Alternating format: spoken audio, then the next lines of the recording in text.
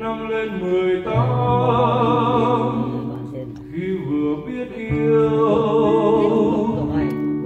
bao nhiêu mộng đẹp yêu đương thành khói tan theo mây chiều.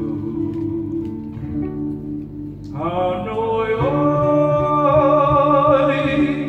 nào biết ra sao bây giờ, ai đứng trong ai ven hồ của nước trong như ngày xưa. Tôi xa Hà Nội năm em 16, xuân tròn đắm say, đôi tay ngọc ngà dương dang tình ái em đong thật đầy. Bạn lòng ơi, ngày ấy tôi mang cây đàn quen dốc ca vui bên nàng, này khóc tơ duyên lìa tan.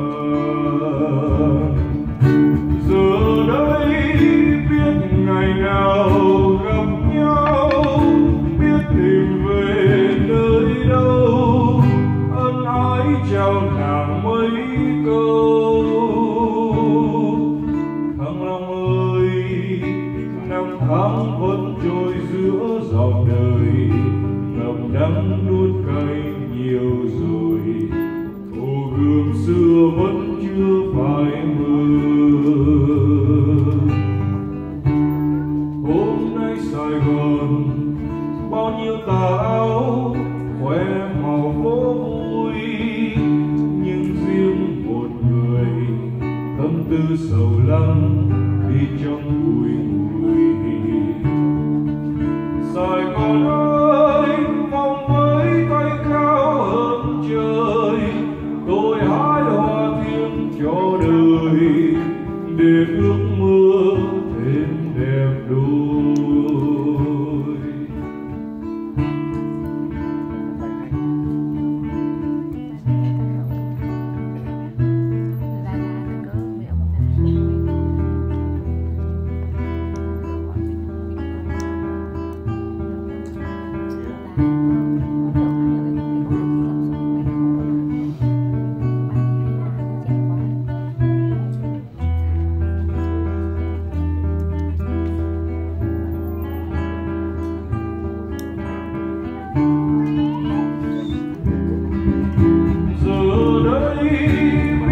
Ngày nào gặp nhau, biết tìm về nơi đâu, ân ái chào nàng mấy câu.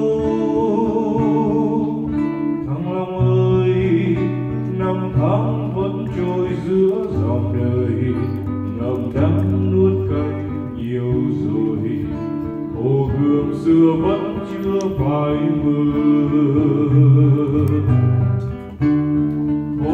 Sài Gòn bao nhiêu tà áo khoe màu phố vui, nhưng riêng một người tâm tư sầu lắng đi trong bụi bụi. Sài Gòn ơi, mong với tay cao hơn trời, tôi hái hoa thiên cho đời để ước mơ thêm đẹp đôi. Sài Gòn ơi, mong với tay cao hơn trời, tôi hái hoa thiên cho đời để ước mơ thêm đẹp đôi.